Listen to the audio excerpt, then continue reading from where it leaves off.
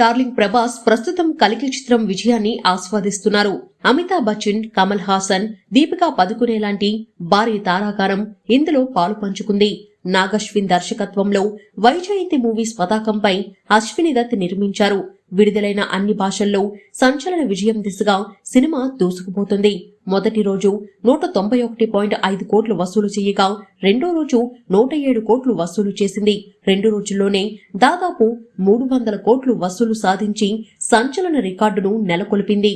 ఈ సినిమాతో వరుసగా 5 సినిమాలతో మొదటి రోజు కలెక్షన్లు 100 కోట్లు రాబట్టిన అరుదైన హీరోగా ప్రభాస్ సంచలన రికార్డును స్థాపించారు.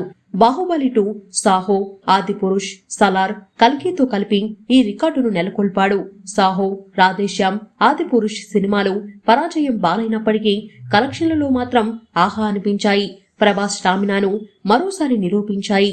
బాహుబలి 2 సినిమా మొదటి రోజు 217 కోట్లు వసూలు చేసింది.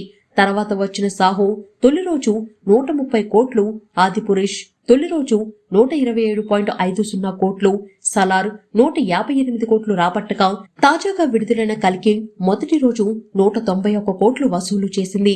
దేశవ్యాప్తంగా మొదటి రోజు 100 కోట్లు వసూలు చేసిన చిత్రాలు 11 కాగా వాటిలో ప్రభాస్ సినిమాలే 5 వరకు ఉన్నాయి. రాధేశ్యామ్ చిత్రం కలెక్షన్ల పూర్తి వివరాలు తెలియనప్పటికీ ఆ చిత్రం మొదటి రోజు 130 కోట్లు వసూలు చేసినట్లు 2 వర్గాలు చెబుతున్నాయి. దీన్ని కూడా పరిగణలోకి తీసుకుంటే ప్రభాస్ చిత్రాలే 6 ఉన్నట్లు అవుతాయి.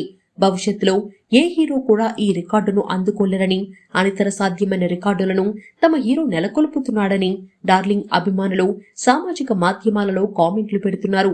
భవిష్యత్తులో కల్కి చిత్రం మరిన్ని రికార్డులను నెలకొల్పనుందో చూడాలి.